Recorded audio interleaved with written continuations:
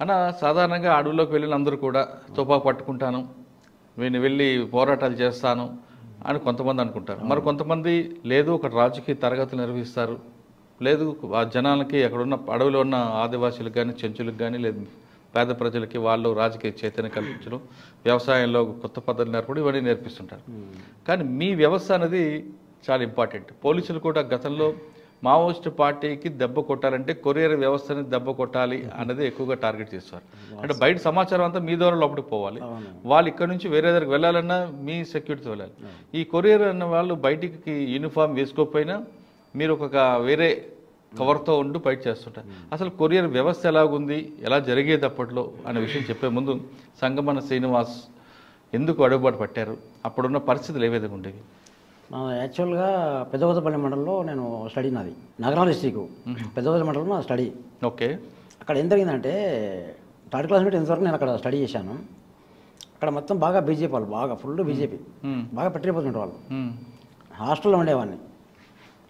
అది మేము స్నానం చేయాలంటే కూడా పక్కన రెడీస్ వాళ్ళ బావులు ఉండేవి, వాళ్ళు బావులు మమ్మల్ని స్నానానికి కూడా బయటికి నాటవాడు వాళ్ళు. బాగా బీజేపీ బాగా పెట్టిపోవాలి, మొత్తం కొట్టేవాళ్ళు వచ్చి. మేము స్నానం చేయాలంటే ఇట్లా 1 కిలోమీటర్ పోవాలా, అంత కుల వ్యవస్థ ఉంది అప్పుడు. 2 కిలోమీటర్స్ పోవాలి, చెరువు ఉంటుంది. ఆ చెరువులో పోయి స్నానం చేసే వరకు ఇక్కడ టిఫిన్ అయిపోతుంది. అచ్చా. నరకం అనేది అక్కడ ఉంటుంది. అంటే బీజేపీ అనేది అప్పుడు మొత్తం బాగా ఏబీపీ పోరాగాలు మొత్తం బాగా ఒక హాస్టల్కి వచ్చి సంబంధించేసి 100 మంది ఉంటాం పిల్లల మొత్తం పోరాగలం. బాగా ఇచ్చాడు, బాగా వాళ్ళు బాగా ఇబ్బంది పెట్టేవాళ్ళు మొత్తం మమ్మల్ని. అట్లా రెడీ వ్యవస్థకు నాకు బాగా వ్యతిరేకంగా నాకు అనిపించింది. ఎందుకు ఇట్లని ఆ మూమెంట్లో నేను 9th క్లాస్లో ఉద్యమకారులకు సంబంధించి మా ఊరే కల్వకుల గ్రామానికి సంబంధించి శ్రీధర్ అని ఎలియా శ్రీరామ్లో అప్పట్లో లీగల్ పీరియడ్ అది. మా అన్న కొడుకు అవుతాడు, అప్పుడు కలిసేవాడు నాకు. అందులో నేను భాగంగా అట్లా అయినా. అంతేనన్నా హాస్టల్కి పార్టీ వచ్చే వరకు నైట్ టైం వచ్చినప్పుడు మాట్లాడడం, వాళ్ళతో మాట్లాడడం ఉండేదా? పాటలు పాడడం అది కూడా మీకు ఆకర్షణ అయిందా అటు? ఓకే. అంటే మీరు అటు వెళ్ళడానికి ప్రధాన కారణం ఏంటి? కుల వివక్షన. ఇంతకుముందు కూడా నేను ఒక దగ్గర నేను మెడికల్ ప్రాక్టీస్ పెట్టాను.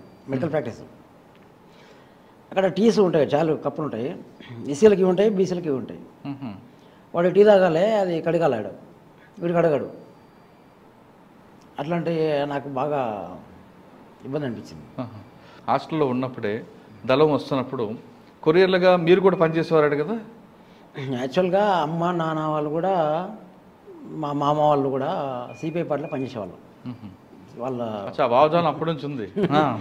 అమ్మది నాన్న, మా మామయ్య, పెద్ద మామ, చిన్న మామ అంతా ఒకటే ఊరు, అదే ఊరు.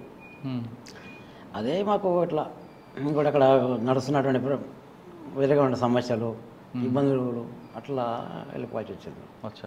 ఫస్ట్ మీరు దళంతో ఎప్పుడు కలిశారు? నేను 94లో కలిసాను దళాన్ని. ఏ దళం అది? పానగల్ దళం. ఓకే. అప్పుడు మన రామన్ అని చెప్పి జనరల్ అతను మన ఇంటికి వచ్చిపోతుండే అప్పుడప్పుడు. నాకు సంబంధం లేదు, మా ఇంటికి బాగా పరిచయకుడు అన్న. అప్పుడు నేను ఇంటర్మీడియట్ చేస్తున్నా. నాకు కొన్ని పుస్తకాలు ఇచ్చేవాడు అన్న వచ్చి. అప్పుడు నేను మెడికల్ ఫీల్డ్ నాది, అప్పుడే మెడికల్గా చేసుకుంటాను నేను ఓన్గా. అంటే మెడికల్ ఫీల్డ్ ఏం చేసేవారు? నేను ఆర్ఎంపీ యాక్చువల్గా. అయితే కొన్ని సందర్భాల్లో పార్టీకి సంబంధించి కొంచెం ప్రాబ్లం ఉన్నప్పుడల్లా గ్లూకోజ్ పెట్టడం, అవి పెట్టడం అడిగిర్రు. ఏదన్నా తీసుకుపోతున్నాం అర్థం కాలేదు ఇట్లా అని చెప్పేవాడిని. ఏలన్నా ఇట్లా అంటే ఇంకా సరే పెట్టేవాడిని, గ్లూకోజ్ పెట్టి వచ్చేవాడిని. అటు పెట్టిన క్రమంలోనే పోలీసులు మా మీద దాడులు చేయడం స్టార్ట్ అయ్యారు. నువ్వు ఎట్లా గ్లూకోజ్ పెడతావు ఇట్లా అంటే, నేను ఆర్ఎంపీ సార్ ఎవరైనా పెడతా ఇట్లా అని చెప్పాను. అంటే బయటికి ఆర్ఎంపీ డాక్టర్ లోపల వాళ్ళకి సాయం చేసేవారు. అంటే జరిగింది అది. నెక్స్ట్ అక్కడ నుంచి మాకు బాగా పోలీసు బాగా టార్చర్ ఎక్కువైంది.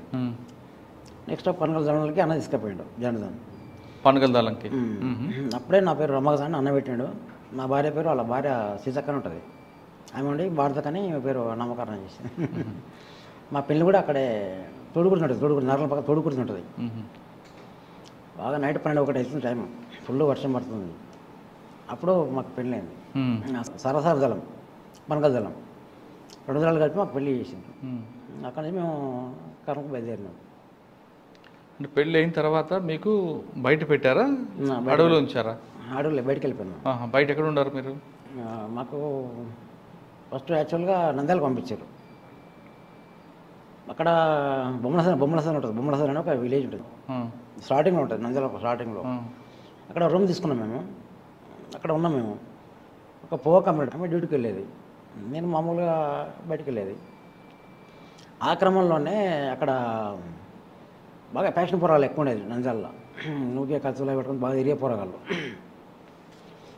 వాళ్ళు నేను పరిచయం చేసుకున్నాను లైట్గా తీసుకుని, ఇట్లా కాదని కొంచెం ముట్టడి వేసిన. ఇట్లా పద్ధతి కాదు మీది.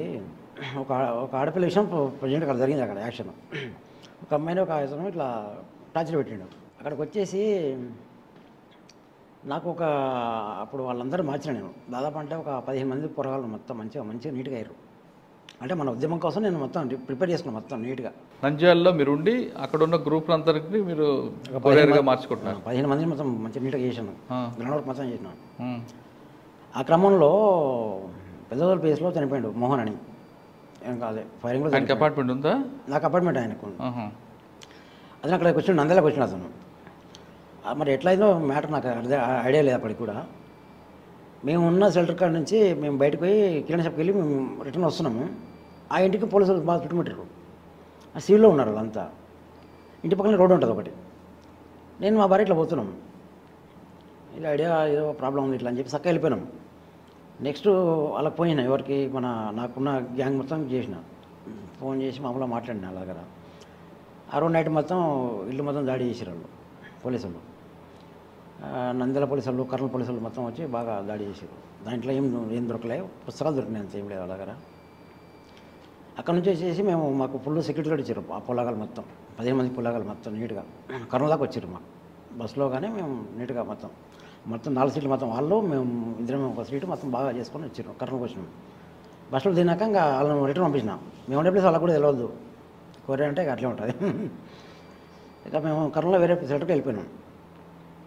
అక్కడ కొంచెం ప్రాబ్లం ఏంటంటే అక్కడ కొంచెం మంది రెడ్డీస్, ఎమ్మెల్యేలు, ఎంపీలు చాలా కొంచెం ఎక్కువ ఉండే బాగుండే కర్నూలులో. అటు కూడా ఏంటంటే కొంచెం అక్కడ మేము వ్యతిరేకించినాము. అప్పుడు ఆ క్రమంలోనే గద్దెల మీద కాల్పులు జరిగినాయి. అప్పుడు ఎస్పీ క్యాంపస్కి మొత్తం పోస్టర్లు వేయించిన మొత్తం నైట్ ఎస్పీ ఆఫీస్కి మొత్తం టోటల్గా పోస్టర్లు వేయించిన. మీరా? నంద్యాల మొత్తం బ్లాక్ చేసి పడేసిన, ట్రైన్ మొత్తం బ్లాక్ చేసి పడేసిన, ట్రైన్ మొత్తం బంద్ అయింది. నంద్యాల రోడ్ మొత్తం బ్లాక్ చేసిన.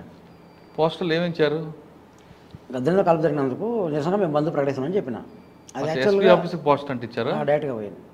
ఒక ఆటోలో తీసుకుపోయి డైరెక్ట్గా పోయి అంటే చేసినాం డైరెక్ట్గా. మార్నింగ్ పోలీసులు అంతా ఇట్లా లోకల్లో సిటీలో ఇట్లా ఇస్తారు వీళ్ళు అని చెప్పి పెద్ద న్యూస్ అది. అది యాక్చువల్గా అది నేను చేయదు, అది నాకు పార్టీ ఎడిషన్ కాదు, అది నా సొంత నిర్ణయం. అది లాస్ట్ నా పార్టీ కూడా పిలిచింది. ఇప్పుడు రాజన్న ఉన్నాడు కదా, మన పనగ తెలకమంటారు, రాజన్న ఉండే. నాకు ఒక అపార్ట్మెంట్ ఉంది ఎవరు డిస్ట్రిక్ట్ కమిటీ దగ్గర.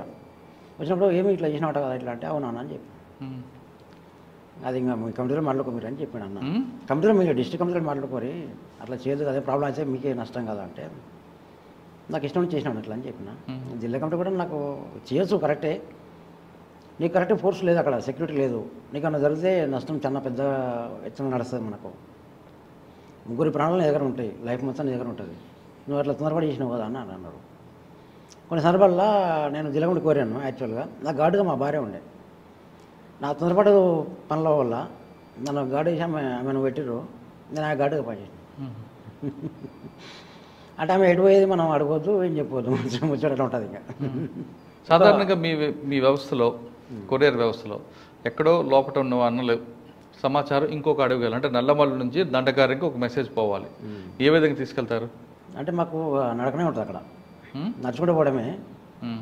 మాకు అపార్ట్మెంట్కి సంబంధించి ఒక కోడ్ పెట్టుకుంటాం. కోడ్ ఒక ఈనాడు పుస్తకం కానీ పేపర్ కానీ ఏదో సంథింగ్ పుస్తకం ఒకటి ఉంటుంది. పోయే బుక్ అదే ఉంటుంది, వచ్చే వ్యక్తి కూడా అదే సేమ్ తీసుకుని రావాల్సి వస్తుంది. ఆ వ్యక్తి ప్రాబ్లం ఏమైనా అయితే ఇట్లా మనం బుక్ పడేయడము నడుస్తుంది అట్లా.